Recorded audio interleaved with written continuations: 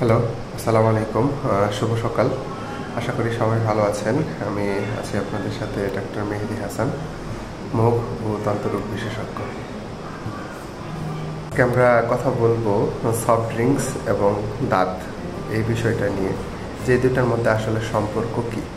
তা আপনি কি জানেন যে একটা সফট ড্রিঙ্কস দাঁতের জন্য কতটা ক্ষতিকর? কী পরিমাণ ক্ষতি আপনার দাঁতের করতে পারে এই সফট ড্রিঙ্কস?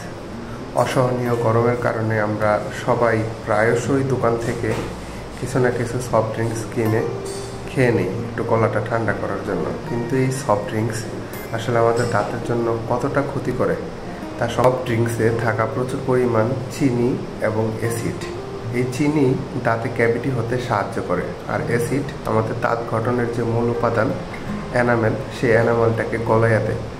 এর ফলশ্রুতিতে হয় কি, দাঁত হয়ে যায় খুব দুর্বল এবং সংবেদনশীল এবং খুব দ্রুত দাঁত নষ্ট হয়ে। বারবার সফট ড্রিঙ্কস খাওয়া মানে দাঁতকে ধ্বংসের দিকে আমন্ত্রণ জানানো।